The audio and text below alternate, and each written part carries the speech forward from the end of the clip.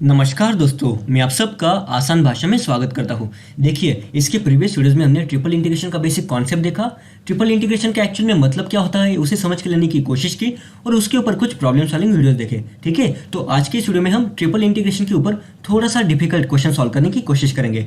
तो देखिए, इस क्वेश्चन में हमें क्या बोला गया है, evaluate triple integration of in bracket x square plus y square plus z square, okay, dx dy dz। और यहाँ पे हमें लिमिट्स की वैल्यू नहीं दी गई। यहाँ पे लिमिट्स की जगह पे क्या लिखा हुआ है, कैपिटल आर, ओके। और इस कैपिटल आर का मतलब क्या है, where R denotes region bounded by x is equal to 0, y is equal to 0, z is equal to 0 and x plus y plus z is equal to a, okay. और इस a की value greater than 0 है। अब देखिए, इस प्रकार के question को अगर हमें सॉल्व करना है तब हमें सबसे पहले क्या करना होगा, सबसे पहले हमें इन गिवन इक्वेशंस की मदद से यहाँ पे हमारे जो भी लिमिट्स होंगे ना, x, y और z के यहाँ पे जो भी लिमिट्स होंगे, सबसे पहले हमें उसकी वैल्यू निकालनी है, तभी हम इस प्रकार के क्वेश्चंस को सॉल्व कर सकते हैं। आ रही है बात समझ में? तो देखो, इसके प्रीवियस वीडियो में हमने क्या देखा था, जब भी हमें इस प्रकार का ट्रिपल इंटीग्रेशन का कोई इक्वेशन दिया जाए तो सबसे पहले हम क्या करेंगे, देखो यहाँ पे हमें फंक्शन क्या दिया गया है, x square plus y square plus z square, okay. और अगर इसे हमें सबसे पहले इंटीग्रेट करना है with respect to z, okay, बाद में हम इसे इंटीग्रेट करेंगे विथ रिस्पेक्ट टू वाई और इसके बाद हम इसे इंटीग्रेट करेंगे with respect to x, okay. अगर हमारा सीक्वेंस कुछ इस प्रकार है तब हम देखो, अब हमें सबसे पहले क्या करना पड़ेगा, यहाँ पे हम इस इक्वेशन को, इस गिवन इंटीग्रेंड के फंक्शन को इंटीग्रेट करने वाले हैं विथ रिस्पेक्ट टू जेड। तो यहाँ पे हमारे जो भी लिमिट्स होंगे वो जेड के ऊपर डिपेंड करेंगे ना। अब देखो, यहाँ पे हमारे z का एक लिमिट दिया गया है, उसकी वैल्यू क्या है, 0, ओके। अब हमें z का अपर लिमिट भी तो निकालना पड़ेगा ना। तो z का अपर लिमिट की वैल्यू हम कैसे निकालेंगे, देखो z का लोअर लिमिट बन गया 0, ओके। अब देखिए, यहाँ पे हमें इक्वेशन क्या दिया गया है, x plus y plus z is equal to a, और हमें यहाँ पे z की लिमिट की वैल्यू निकालनी है। तो यहाँ पे z का इक्वेशन कैसे बनेगा, z is equal to a minus x minus y, okay. ये हमारा z का इक्वेशन बन गया। इसी का मतलब क्या हुआ, यही हमारा इस गिवन इंटीग्रेशन के फंक्शन का अपर लिमिट है, ओके। तो यहाँ पे अपर लिमिट की वैल्यू क्या आएगी, a minus x minus y. आ रही बात समझ में? ओके। तो देखो, हमने यहाँ पे z के लोअर लिमिट और अपर लिमिट के तो यहाँ पे वैल्यू निकाल ली। अब हमें देखो, अब इसके बाद हमें इस फंक्शन को इंटीग्रेट करना है with respect to y, okay. अगर हमें इस फंक्शन को अब with respect to y integrate करना है, अब हमें y के भी तो अपर लिमिट और लोअर लिमिट की वैल्यू निकालनी पड़ेगी ना। अब देखो, जब हमने यहाँ पे z के अपर लिमिट और लोअर लिमिट की वैल्यू निकाल दी, इसी का मतलब क्या हुआ, अब हमारा क्वेश्चन कन्वर्ट हो चुका है एक्स वाई प्लेन में। ठीक है, अब हमारा क्वेश्चन कन्वर्ट हो चुका है एक्स वाई प्लेन में। इसी का मतलब क्या हुआ, देखो अब हमने यहाँ पे जेड के लिमिट्स की तो वैल्यू निकाल ली। इसी का मतलब क्या हुआ, अब हम जेड को 0 एज्यूम कर सकते हैं या फिर जेड को हम इग्नोर कर सकते हैं। कैसे, देखो हम क्या करेंगे, यहाँ पे हमारा इक्वेशन क्या है, x plus y plus z is equal to a. अब इस इक्वेशन में हम क्या करेंगे, इस इक्वेशन में हम z की टर्म को भूल जाएंगे या फिर z is equal to 0 plug in करेंगे। इससे क्या होगा, अब हमारा इक्वेशन आ जाएगा x plus y is equal to a. अब देखो, अब आपके दिमाग में एक सिंपल सा क्वेश्चन होगा ना कि हमने यहाँ पे इस z को 0 वैल्यू क्यों प्लग इन की। तो देखो, इसका सिंपल सा रीजन या फिर सिंपल सा अंडरस्टैंडिंग वाला फॉर्मूला या फिर स्टेटमेंट ये है कि देखो, हमने यहाँ पे z के लिमिट की तो वैल्यू निकाल ली है, अब हमें x और y की लिमिट्स की वैल्यू निकालनी है। लेकिन हमें यहाँ पे जो भी गिवन इक्वेशन दिया गया है वो x, y और z इन तीनों फंक्शंस के ऊपर डिपेंड करता है। इसी का मतलब क्या हुआ, अगर हमें x और y के यहाँ पे लिमिट्स की वैल्यू निकालनी है तब हमें z को इग्नोर करना पड़ेगा या फिर z की वैल्यू हमें 0 प्लग इन करनी पड़ेगी। इसलिए हमने क्या किया, इस इक्वेशन में हमने z को इग्नोर कर दिया और हमारा यहाँ पे इक्वेशन किस फॉर्म में बन गया, x plus y is equal to a, okay. अब देखो, यहाँ पे हमारा इक्वेशन क्या है, x plus y is equal to a. और अगर आप यहाँ पे अच्छे से ऑब्जर्व करो तो यहाँ पे हमारे और इक्वेशंस क्या है, x इज इक्वल टू 0 और y इज इक्वल टू 0।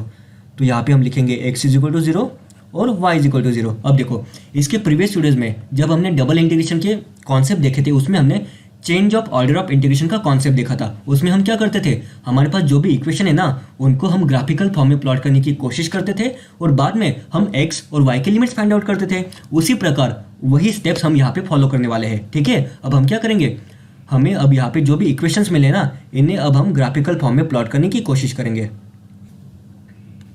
तो देखिए, ये है हमारा x एक्सिस और ये है हमारा y एक्सिस, ओके। अब देखो, x इज इक्वल टू 0 मतलब क्या, x इज इक्वल टू 0 का मतलब हुआ y एक्सिस, ये हमारा लाइन है x इज इक्वल टू 0।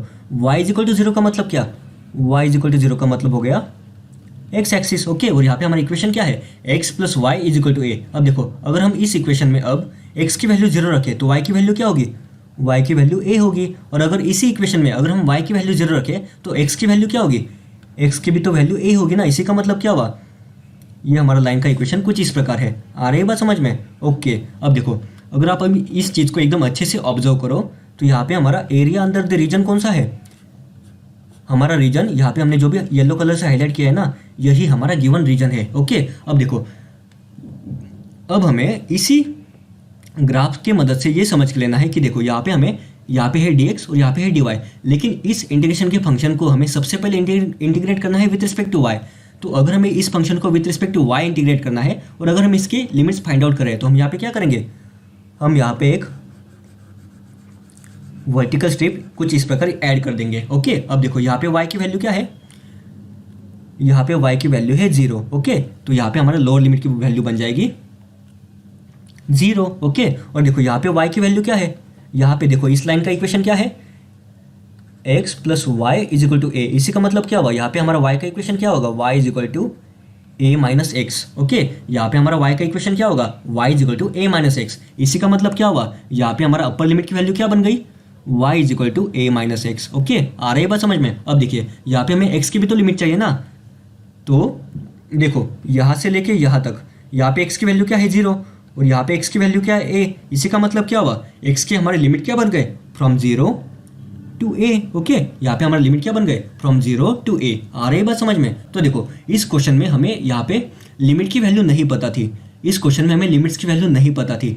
तो हमने क्या किया, हमें यहाँ पे जो भी गिवन इक्वेशन थे ना उनकी मदद से हमने देखो, हमने सबसे पहले क्या किया, हमें यहाँ पे सबसे पहले इस फंक्शन का with respect to z integration लेना है। ओके। अब देखो यहाँ पे लोअर लिमिट की, तो यहाँ पे हमें एक z का इक्वेशन पता है, z इज इक्वल टू 0, और इसी इक्वेशन की मदद से हम यहाँ पे z का अपर लिमिट की भी वैल्यू निकाल सकते हैं ना। तो देखो इस प्रकार हमने यहाँ पे z के अपर लिमिट और लोअर लिमिट की वैल्यू निकाल ली। अब इसके बाद हमने क्या किया, देखो अब जब हमने z के अपर लिमिट और लोअर लिमिट की वैल्यू निकाल दी है, तब हमारा अब जो भी क्वेश्चन बचा है वो पूरा की पूरा एक्स वाई प्लेन के भाषा में बन चुका है। इसी का मतलब क्या हुआ, हमारा जो जेड प्लेन है उसे हम इग्नोर कर देंगे। इससे क्या होगा, यहाँ पे हमारा जो भी इक्वेशन है ना, x plus y plus z is equal to ये इसमें हम क्या करेंगे, इसमें हम जेड के टर्म को इग्नोर कर देंगे, तो हमारा इक्वेशन कुछ इस प्रकार बन जाएगा। ओके। और इसी इक्वेशन की मदद से और x is equal to 0 and y is equal to 0 की मदद से हमने डबल इंटीग्रेशन के कॉन्सेप्ट में जो भी change of order of integration का जो हमारा बेसिक अंडरस्टैंडिंग है ना, उसी को यूज करते हुए हमने यहाँ पे इसे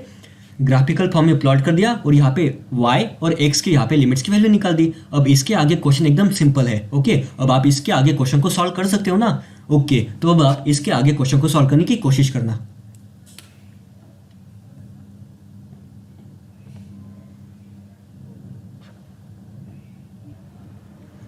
तो देखिए जब आप इस क्वेश्चन को आगे सॉल्व करोगे तब आपका आंसर बनेगा a⁵ ओके। जब आप इस क्वेश्चन को आगे सॉल्व कर दोगे तब आपका आंसर होगा a⁵ आ रही बात समझ में? देखो इस क्वेश्चन को सॉल्व करना थोड़ा सा डिफिकल्ट है क्योंकि यहाँ पे क्यूब की टर्म है, इसके बाद यहाँ पे a⁴ की टर्म है। ओके। तो इस प्रकार के इक्वेशंस को आपको एकदम धीरे धीरे सॉल्व करना है। ओके। ये आपकी सिर्फ बेसिक अंडरस्टैंडिंग के लिए क्वेश्चन था। आई होप एग्जाम में इतना डिफिकल्ट क्वेश्चन नहीं आएगा, ठीक है। लेकिन अगर आता है तो भी आपको प्रिपेयर रहना पड़ेगा। आ रही है बात समझ में? तो देखो यहाँ पे हमने क्या देखा, यहाँ पे इस क्वेश्चन में हमने एकदम सिंपल सा बेसिक कॉन्सेप्ट देखा कि जब भी हमें ट्रिपल इंटीग्रेशन के क्वेश्चन में लिमिट्स की वैल्यू नहीं दी गई तब हम इस प्रकार के क्वेश्चंस को किस प्रकार सॉल्व करते हैं, ठीक है। इसके आगे आपको जो भी ये सॉल्यूशन दिख रहा है ना, ये तो बस मैथमेटिकल इक्वेशंस को सॉल्व करना है। लेकिन इसके पहले जो भी हमारे इंपॉर्टेंट स्टेप्स है ना कि किस प्रकार हम लिमिट्स की वैल्यू निकालते हैं, वो सबसे इंपॉर्टेंट है। ओके। उस बात को आप एकदम अच्छे से समझ के लेने की कोशिश करो, ठीक है। तो इस वीडियो को हम यहीं पे एंड करते हैं, हम फिर मिलेंगे नेक्स्ट वीडियो में।